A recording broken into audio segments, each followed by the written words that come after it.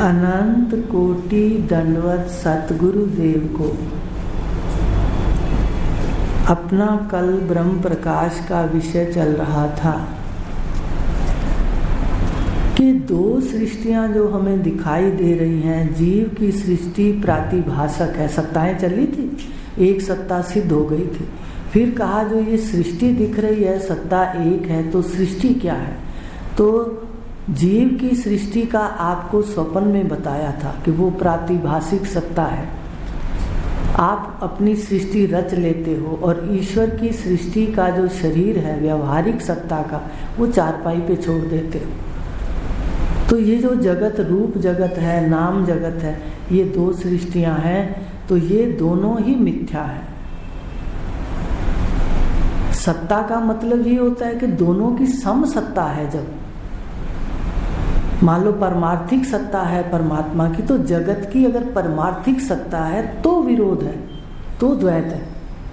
अगर वो एक तो सच है और एक झूठ है, तो झूठ की कोई सत्ता थोड़ी है, उसको कहेंगे कि भाई दो सत्य हैं।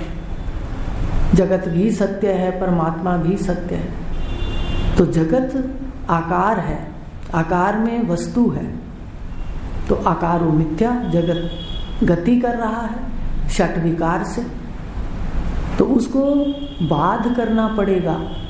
कैसे बाध करोगे? सादे शब्दों में कि जितने आकार हैं वो ब्रह्म रूप हैं, जितने आकार हैं सृष्टि के अंदर वो ब्रह्म रूप हैं। कैसे? जैसे कहते हैं जितने कुम्हार की दुकान पर बर्तन हैं वो सारे मिट्टी रूप हैं, तो उनका कोई महत्व नहीं है, वो खड़े रहें बर्तन, व्यवहार के अंदर वो आनंद देते हैं, हमें आराम देते हैं, पर सत्ता को जान लो। तो ये कहा कि एक सत्ता जब अद्वितीय है, ये प्रत्यक्ष सृष्टि में देख लो। अगर हम सृष्टि में प्रत्यक्ष देखने जाते हैं तो जितने शरीर हैं वो सबके शरीर पंच भौतिक हैं। आकाश है, वायु है, अग्नि है, जल है, पृथ्वी है, और ये छठा चेतन है। सब चेतन है, चेतन है, चेतन है। सबके पास मन है, मन है, मन है। सबका मन वायु का है, वायु का है, वायु का है। देखिए भेद के अंदर अभेद कैसे। ऐसे ही सबके शरीर जो आकारों में भेद है, पर सारे माइक हैं सबके। 3 गुण का कार्य इसमें हो रहा है और 5 भूत का पुतला है। तो ये और चेतन भी सब में है, सत्य चित्त आनंद। ब्रह्मांड में बताया था अस्ति भाति प्रिय, अस्ति है। ये जगत व्यवहारिक जगत बात किया जाएगा, मिथ्या कहा जाएगा। कैसे? आकार ब्रह्म रूप है, आकार लय हो गए, सारे आकार ब्रह्म रूप हो गए, अद्वैत हो गया। और जो जीव की सृष्टि है आरोपित, वो तो नाश है उसका, वो तो है ही नहीं। रस्सी में सांप का उदाहरण दिया जाता है। तो सर्प जब हम अंधकार के कारण देख रहे हैं उस वक्त भी सर्प नहीं है। जब हम देख रहे हैं घर मेरा है, मेरा पुत्र है, मेरी बहन है, मेरा भाई है, उस वक्त भी मेरा वहां कोई नहीं है। ये जानकर निश्चय कर लेता है। पर इन तीनों को सत्ता तो देता ही है, सत्ता है, प्रातिभाषिक भी सत्ता है, उसके बिना गृहस्थियां और ये जो नाटक है, ये जो व्यवस्था है समाज की, ऋषियों ने बनाई। विवाह प्रथा से ऋषियों ने समाज की व्यवस्था बना दी सारी। ये सत्य है व्यवस्था के लिए। जीवन जीने के लिए व्यवस्था बनाई, वो सत्य है। कौन सा सत्य है? प्रातिभाषिक भास है, और वो ईश्वर ने बनाया, वो व्यवहारिक सत्य है।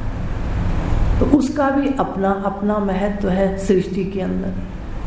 लेकिन वास्तविक सत्य है वो इन 5 भूतों के शरीरों से आच्छादित है। तो ये अद्वैत को देखने जाते हैं तो जो सारे शरीर हैं वो भी वही है, और जो इसमें लो जल रही है, आंखों में प्रकाश स्वरूप है, ज्ञाता है, ज्ञान बैठा है, वो सबका एक है। तो प्रश्न होगा भेद कहाँ है? भेद से गतियां हैं, भेद से लोक हैं 14। भेद सिर्फ मन के अंदर है। मन सबके अलग अलग है, उससे भेद है। शरीर सबके एक, आत्मा सबकी एक, मन के पुर्जे भी तत्वों से एक, पर उनके भावों में अंतर है। सबके भावों के अंतर से गतियां हो गई।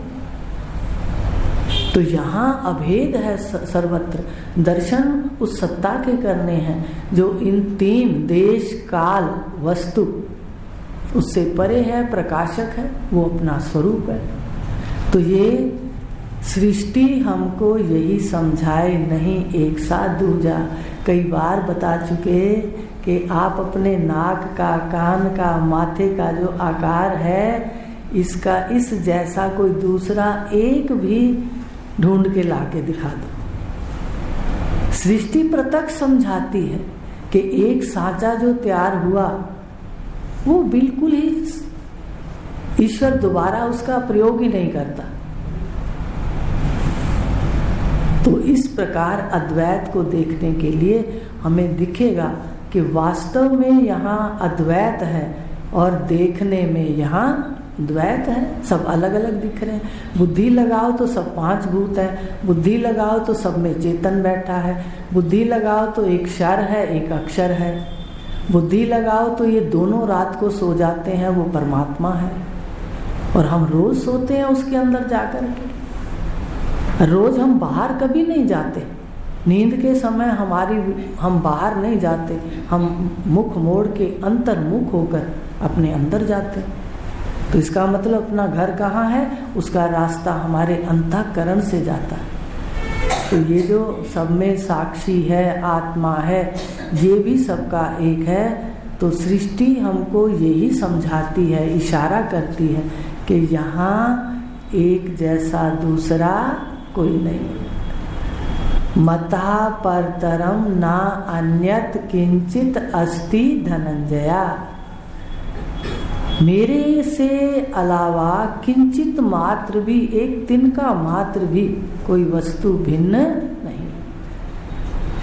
भले भिन्न दिखती है तो अभी आपको बता दिया सत्ता उसकी भिन्न है। एक झूठ है, एक सच है। जितने आकार हैं उनकी अपनी सत्ता नहीं है, इसलिए वो द्वैत नहीं है, अद्वैत है। कि व्यवहारिक सत्ता के अंदर भी व्यवहारिक सत्ता सत्य नहीं है। तो इसलिए दो सत्य नहीं हो सकते, क्योंकि ये तो आकार झूठ है। फिर जो आरोप है मैं मेरे के, वो भी झूठ है। तो इसलिए एक ही सत्य है। यही सृष्टि हमें समझाती है कि एक जैसा आकार भी दूसरा नहीं है। आकार में भी देखो तो अद्वैत है। जैसे दीपावली होती है ना, तो हम दीपक जलाते हैं, सारे दीपक मिट्टी के, तेल भी सब में एक जैसा, फिर लो जलाई वो भी एक जैसी। ऐसे यहाँ पर है। ये दीपक की कतारें देखो, लाइनों में बैठे हैं सब, दीपक की कतारें हैं, लो जल रही है। आधार लो स्वरूप है, प्रकाश स्वरूप है। तो कहा कि ये अद्वितीय सत्य सर्वत्र है। और इसलिए आकार पर 2 प्रकार की पूजा है। एक मूर्ति पूजा, अभी भगवान ने 18वें अध्याय में कहा है कि जो एक मूर्ति को पूजता है उसके क्या है भाव, जो संपूर्ण को संपूर्ण में देख लेता है अद्वैत में, उसके क्या है भाव। तो पूजा भी तो अपरा और परा की है। कुछ लोग प्रकृति की पूजा करते हैं, माने मूर्ति पूजा भी करते हैं, 5 भूतों की भी पूजा करते हैं, देवताओं की भी पूजा करते हैं। आकार है ना देवता में। देवता को क्यों देवता कहा गया? अलग अलग देवता का शरीर का आकार है, उनके आकार का बल है, पर बल की सत्ता आत्मा है। हमें वहाँ जाना है सीधा, रास्ते में कहीं नहीं रुकना।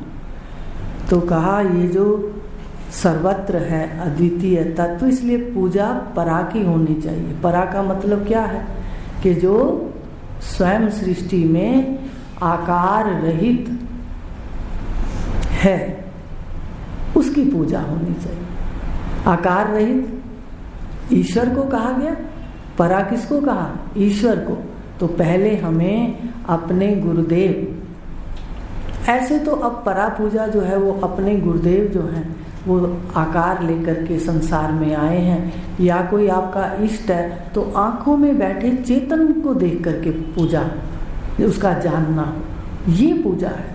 आरती करना वो एक अलग विषय है, वो तो सीढ़ियां हैं। ये जितने भी कर्म उपासना है ये अंतःकरण को शुद्ध करता है। घर तो ज्ञान ही पहुंचाता है, और ज्ञान भी एक दिन हमें उपासना में बदलना पड़ता है। कर्म, उपासना और ज्ञान, और फिर घर जाना होता है। तो इसलिए कहा कि ये जो सृष्टि है ये सामने अद्वितीय तत्व है। और फिर इसको समझने के लिए आपको एक बात भी बता देते हैं, अगला फिर लेंगे, कि हमारे हाथ में गीता है। गीता संपूर्ण जब है जब हम कर्म, उपासना और ज्ञान उसके रहस्यों को मस्तिष्क में बिठा लेते हैं तो गीता पढ़ना सार्थक है। भगवान ने कर्म को छुड़ाया नहीं, पर कर्म के भावों को बदल दिया। कर्म के फल की इच्छा त्यागना कर्म की नहीं, निष्काम करवा दिया कर्म। कर्म नहीं छुड़ाया, अंतःकरण शुद्धि का कारण बताया। उदार व्यक्ति ही ब्रह्म विद्या ले सकता है, इसलिए कर्म, शुभ कर्म होते रहते हैं। अब उपासना, जो अभी परा पूजा की बात आई, उपासना करते हैं कोई मूर्ति पूजा की, कोई ओम को बना करके उसको पूजते हैं, या कोई और प्रतीक रख लेते हैं तो उसकी पूजा करते हैं। लेकिन यहाँ भगवान ने कौन सी पूजा बताई, कौन सी उपासना बताई? अहम ग्रह उपासना। उपासना तो साधक को भी करनी पड़ेगी, पर उसका बदल जाएगा भाव। कर्म करना पड़ेगा निष्काम, उपासना करनी पड़ेगी अहम ग्रह, और ज्ञान लेते हुए एक दिन सारा का सारा एक महावाक्य के अंदर लीन हो जाएगा।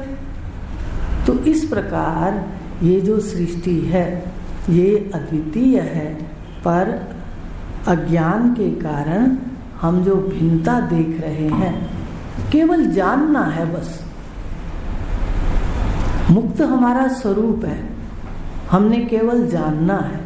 तो आगे का कह दिया कि जो अद्वैत है, आत्मा है, माया भी अद्वैत है। देखो माया के भी सारे शरीर हैं तो सबके माया के हैं। अब रात को माया लीन हो जाती है, ब्रह्म सुषुप्ति में लीन हो जाती है, प्रलय में लीन हो जाती है, तो फिर अद्वैत रहता है, एक ही रहता है अस्ति। तो यही क्रम चलता है, अद्वैत होता रहता है, फिर सुबह द्वैत होता रहता है, रात को अद्वैत हो जाता है, सुबह द्वैत होता है। ऐसे प्रलय काल में अद्वैत हो जाता है, अस्थि है, सृष्टि काल में भाति है, अद्वैत हो जाता है। मटके बर्तन बन जाते हैं, फिर बनाता हूँ और मिटता हूँ, फिर आप मटके बर्तन को कुम्हार मिटा देवे, मिट्टी है। मटके बर्तन बना देवे उस वक्त भी मिट्टी है, याद रखना। देखते मिट्टी को है कहते हैं टोपिया है, देखते मिट्टी को है कहते हैं मटका है। देखो कैसे हमारा व्यवहार झूठ के अंदर है। देखते सत्य को है, अब भी देख लीजिए किसको सत्य देख रहे हैं, सत्य को देख रहे हैं, कहते फिर झूठ में व्यवहार है, पुत्र है, पति है। तो ये उदाहरण हमने पास रखना है। देखते मिट्टी को है, देखते स्वर्ण को है कहते हैं अंगूठी है, देखते स्वर्ण को है कहते हैं हार है। ऐसे देखते हम चेतन को है और कहते हैं उद्बीज खानी है, स्वेदज खानी है, अंडज खानी है। ये ठहराव हमारे जीवन के अंदर आना चाहिए। तो ये सतगुरु के ज्ञान से द्वैत में अद्वैत है, इसका साक्षात होता है। तो कहा कि कैसी माया का रंग है कि सबके रंग भिन्न भिन्न। आप तो कहते हो सांचा, मुझे तो लगता है ये पेंट भी जो उसका कारखाना है, इस जैसा पेंट भी नहीं बना। एक को कर दिया उसने जो ये रंग, वैसा रंग किसी दूसरे का नहीं है। अगर पूछो तेरा भाई कैसा है, बहन कैसी हो, कि सांवला है, काला है, गोरा है, तो काला 3 ही बातें कहते हैं, पर क्या सारे 3 रंग है? सारी सृष्टि विलक्षण है। आए थे सैर करने, कर ले झगड़े करने लग गए। आए थे सृष्टि की सैर करने, अपने कर्मों को बदलने, अपने कर्मों को मिटाने, हम तो और झगड़े करने लग गए इसको सत्य समझकर। अज्ञान ही सारे दुखों का मूल है, याद रखना। अगर सिर्फ इस अज्ञान को ना काटा, अपना स्वरूप क्या है, ईश्वर का अंश, अभी ईश्वर का अंश है, और रात को ब्रह्म स्वरूप है। तो जब अब उस समय ब्रह्म स्वरूप होता है, तो इस वक्त क्या है? इस वक्त बाधिता अनुवृत्ति से बाध करके आज भी वही ब्रह्म स्वरूप है। अब ब्रह्म स्वरूप है, आकार के सहित भी मिट्टी है और आकार के रहित भी मिट्टी है। ये बड़ा गूढ़ रहस्य है, ऋषियों ने साफ लिख दिया। ये अनुत्पन्नाय जगत है। ये जगत कैसा है? उत्पन्न नहीं हुआ, यहाँ कोई काल नहीं है। अस्ति ना काल है, अस्ति ना जीव है, प्रकृति वास्तव में है कहाँ? तो ये बात हमें समझ आ जाए कि द्वैत दिखता है, भासता है, पर वास्तव में है नहीं। भले एक उदाहरण याद कर लो, कुम्हार का या उसका सुनार का, तो सबके अंग भिन्न है, फिर न सबके रंग भिन्न है। आज जाके मिलाना, कोई एक रंग तो ले आओ आसपास से, तो मिलता है तो आश्चर्य। जब शुरू में मनन किया था, सबके नाक देखे, सबकी भौएं देखी है, बालों के माथे के जो डिजाइन है ना, बाल उसने बनाया ऐसे, किसी के तो किस डिजाइन का है मत्थे का डिजाइन बालों का, किसी का कैसा है, कोई भी एक चीज नहीं मिलती। क्या विलक्षण है! आनंद लो मनुष्य शरीर का। तो कहा पर गुणातीत आनंद ले सकता है, जो गुणों में बैठा है, गुण देखेगा, वो तो नहीं ले सकता। जानकार के लक्षण ये है कि गुण एक धूल है, मिट्टी जहाँ लग जाए, क्या हम उसको घर में ले जाते हैं? हम उसको बाहर ही झाड़ देते हैं, पर हम गुण क्यों अपने अंदर ले जाते हैं? वो भी रहता है, वो भी अंदर जाके कर करती। सावधान हो जाओ, मन के दरवाजे बंद कर लो, बाहर से आंखें खुली रहे। तो कहा रंग सबके भिन्न भिन्न, नहीं आपस में मिलते, भाव भी सबके अलग अलग हैं। 3 गुण है सत रज तम, 3 गुणों के भाव हैं, पर देखते हैं सतोगुणी है। मेरी माता, मेरा पिता सतोगुणी है। अरे वो आपस में सतोगुणी का गुण नहीं मिलते। उसका सतोगुण कैसा है और उसका सतोगुण कैसा है? विलक्षणता बड़ी हैरानी है। सारी सृष्टि विलक्षण है, कोई एक जैसा दूसरा है नहीं। तो भावों में भी भिन्नता, आकारों में भी भिन्नता, रंगों में भी भिन्नता, नहीं आपस में मिलते।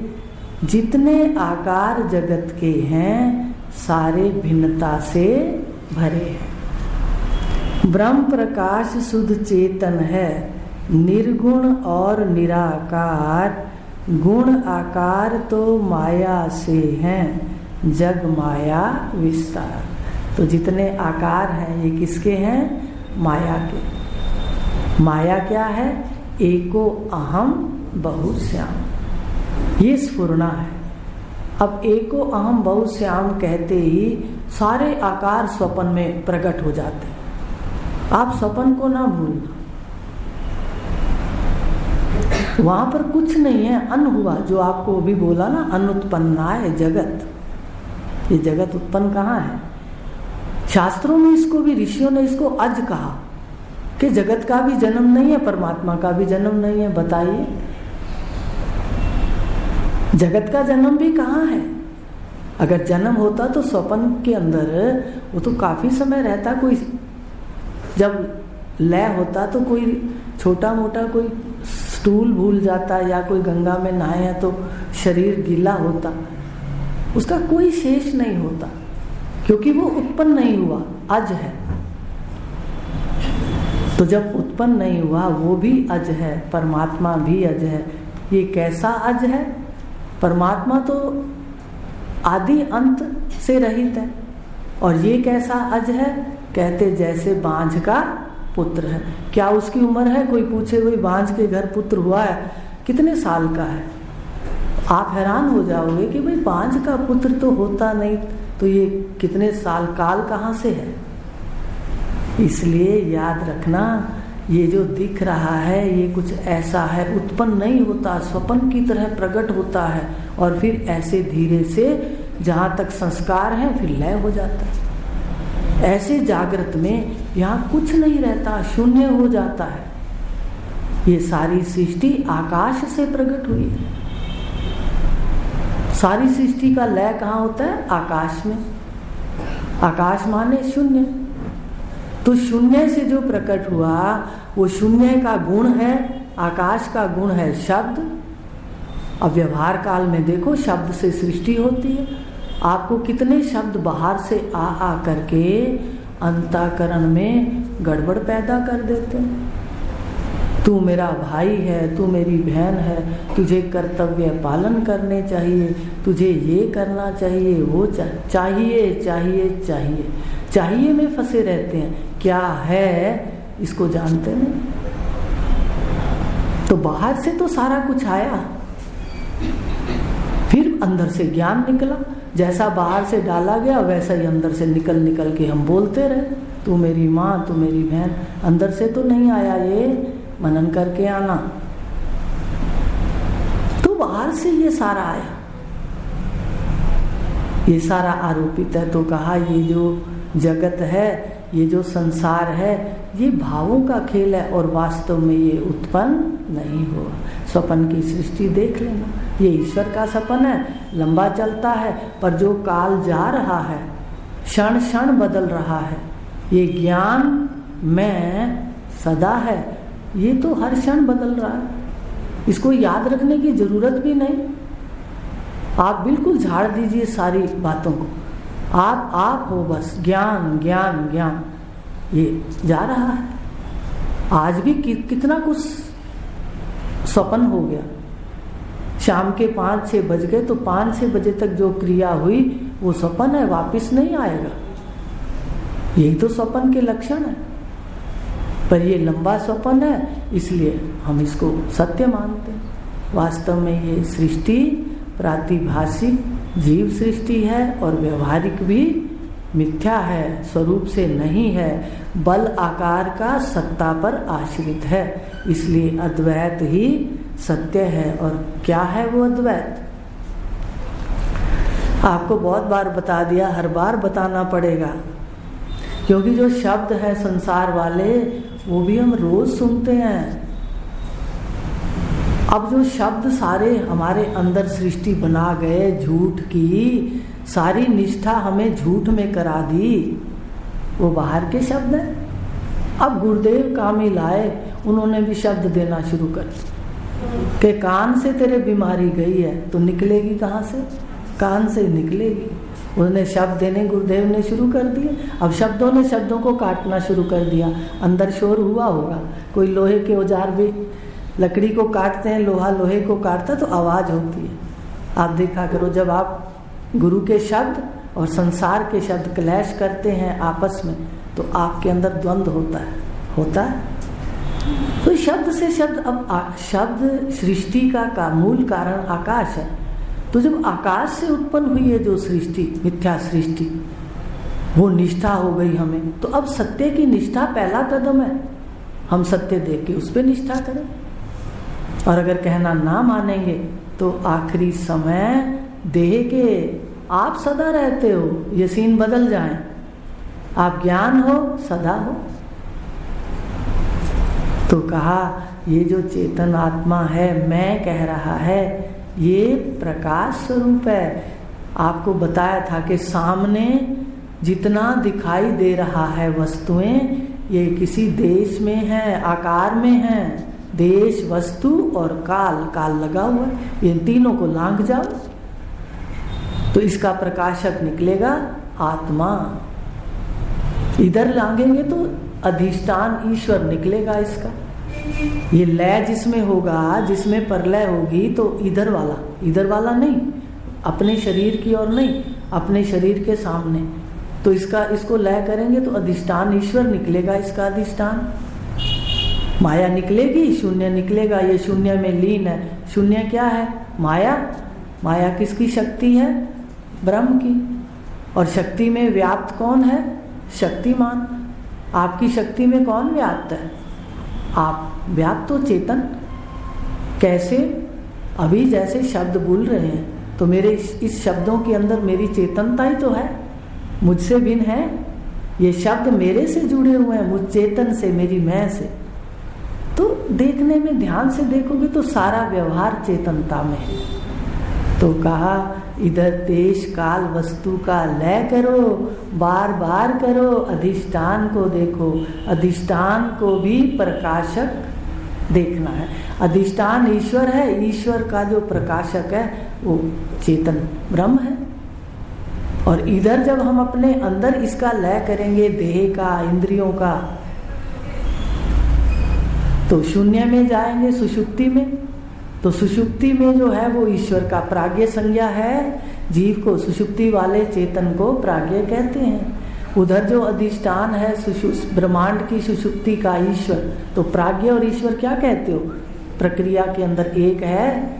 तो ये जो प्राज्ञ है, ये जो ज्ञाता है, जो जान रहा है अब कि सृष्टि की सुषुप्ति शून्य में हो गई, तो ये जो शून्य का जो देख रहा है कि सृष्टि लय है, तो इसका ज्ञाता जो बोल रहा है, ज्ञान प्राप्त कर रहा है, इसका भी तो प्रकाशक है। ज्ञाता ईश्वर का अंश और इसका प्रकाशक। तो समझ भले ना आए पर प्रकाशक और प्रकाशक की एकता है, वास्तव में शून्य है। फिर प्रकाशक सत्य है तो ये आत्मा का विवर्त है, परमात्मा का विवर्त है। जैसे स्वर्ण में आभूषण है, जैसे आपका स्वप्न है। स्वप्न किसका विवर्त है? वो कुछ और नहीं है, विवर्त है जो पहले स्वरूप को भी नहीं छोड़ता। आपकी मैंने पहले स्वरूप को नहीं छोड़ा। ऐसा नहीं सुबह उठी तो मैं अधूरी थी, पौनी हो गई या आधी हो गई। नहीं नहीं, मैं तो पूर्ण मधा पूर्ण मेधा पूर्ण, शेष भी पूर्ण। बन गई सृष्टि स्वप्न की तो भी आप पूर्ण हो। पहले स्वरूप सच्चिदानंद अनंत निर्विकार को ना छोड़ा, पर दूसरी सृष्टि के रूप में आप भास रहे हो। देखिए, सत्य को देखिए, बार बार देखिए। शब्दों का बिल्कुल ऐसा आप नहीं कर सकते, पर भावों से देखोगे तो लगेगा। इधर सृष्टि का लय करो, फिर इधर अंदर करो, प्रकाशक दोनों एक है। एक क्या है? वो आप ही है। तो ये है कि जो दिख रहा है वो भी विवर्त है। तो इस तरह ये सृष्टि का जो प्रकाशक है वो ब्रह्म प्रकाश है। प्रकाशक क्या है? ब्रह्म। सृष्टि वाला क्या है? सामने ईश्वर है, इधर ज्ञाता है। देखो ना, जहां जहां चेतन बैठेगा, काम भेद से, स्थान भेद से, काम भेद से हो आप सच्चिदानंद अद्वितीय अनंत। स्थान भेद से, काम भेद से आपका नाम भेद है। आंखों में बैठे हो, जागृत अवस्था में विश्व है। एक शरीर को विश्व कहा तो सारे शरीर में बैठे चेतन को विराट कहा, वैश्वानर कहा। पर सारे विश्व मिला के ही तो विराट है। आप अपने को अलग कर लेते हो एक को, तो आप विश्व बन जाते हो, इसको विराट कहते हो। और अगर आप खुद मिल जाओ और दूसरा कोई बाहर आ जाए, अब वो खुद को तो विश्व कहेगा और आपको क्या कहेगा? विराट। देखिए, गहराई से देखिए, विश्व विराट है और विराट विश्व। तेजस हिरण्य गर्भ है और हिरण्य गर्भ तेजस है। ऐसे ही सुषुप्ति का प्राज्ञ ईश्वर है और ईश्वर माया उपाधि वाला, तो प्राज्ञ का। आप देखो मोटी बुद्धि से माया उपाधि के सहित ही तो बैठे हो। माया माने 5 भूत 3 गुण को ओढ़ के बैठे हो। लेकिन जब ये इनके रहित सुषुप्ति के प्रकाशक पर एक अपनी सुषुप्ति को आप प्रकाशित नहीं करते, ब्रह्मांड की सुषुप्ति को प्रकाशित करते हैं, तो वो प्रकाश है, उसको ब्रह्म कहते हैं। और जब अगर जगत दिखे तो सर्वम खलविदम ब्रह्म, ये ब्रह्म का विवर्त है। सोने में आभूषण देख लो, स्वप्न को देख लो। तो ठहराव तो अपने को अद्वैत में करना है। अब 5 भूतों की सृष्टि पढ़ ली, सब पढ़ लिया, आगे भी तो देखना। तो इस तरह कहा कि ये जो ब्रह्म प्रकाश है, जो अभी आपको बताया प्रकाश स्वरूप, ये विवर्त है। तो इसमें भी जो विवर्त में है वही है शुद्ध ब्रह्म चैतन्य, निर्गुण है और निराकार है। आपकी मैं मोटी रूप में देखें तो निर्गुण है। मैं जो ज्ञाता है उसका ना कोई सत्य है, ना कोई रज है, ना कोई तम है। सतरज तम माया के हैं और माया का कार्य अंतःकरण है। अंतःकरण माया का कार्य है, सारा दिन माया में घूमता है। अब इसको खींच के पकड़ लो और इसको क्या, किसका चिंतन दे दो? प्रकाशक का, इसके आधार का, इसके कारण का ना दो। कारण कार्य, कार्य अंतःकरण है माया का। माया कारण हुई, माया में ना घुमाओ, कारण ना दिखाओ, समाधि तक ना ले, समाधि से आगे चलो, शून्य तक कारण। अब इसके प्रकाशक को, आधार को दिखाओ, बार बार उसका चिंतन। इसको कहते हैं अहम ग्रह उपासना। ये तत्वज्ञ पुरुषों से कृपा मिलती है। तो कहा गया कि ये जो शुद्ध चेतन है, जो प्रकाशक है, यही शुद्ध चेतन है। और फिर निर्गुण और निराकार, ये अज्ञान से मलिन बनता है। वास्तव में ये जहाँ भी रहे, देहों में रहे, अंतःकरण में रहे, ये शुद्ध ही रहता है। और ये जो शुद्ध चैतन्य है, निर्गुण, जहाँ गुण नहीं, आकार जहाँ नहीं, वो तत्व त्वम असि। मुझे अपना आकार दिखा दो। मैं का कोई गुण है? मन का गुण है, मन के आप साक्षी हो। आप जितना दम लगा लो कि ये गुण मेरे पास आ जाए, दम लगा करके आपके पास नहीं आ सकता। ना जगत का व्यवहार आ सकता है, ना ही गुण आ सकते हैं। सतरजतम बताया था ना कि बुद्धि भी बाहर से इशारा करती है कि वो जो प्रकाशक है, वो जो प्रकाशक है। ज्ञान तो सुनना पड़ेगा। बुद्धि परमात्मा को नहीं जानती पर दरवाजे तक छोड़ती है, बुद्धि का काम है।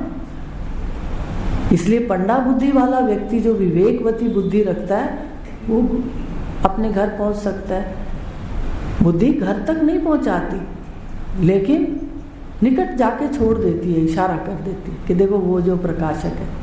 सुनते हो ना कि ज्ञाता का जो प्रकाशक है, ये जो जानने वाले का प्रकाशक है, मैं का प्रकाशक है, तो आप सीधे प्रकाशक में चले जाते। तो इस प्रकार कहा कि तुम ही निर्गुण हो, जो मैं है आँखों में विराजमान है, तुम ही निराकार हो, माया सहित अपने को विकारी मानते हो और माया रहित आपका शुद्ध स्वरूप है। और माया सहित कहते माया में भी रहते हुए मैं तो मैं हूँ और यह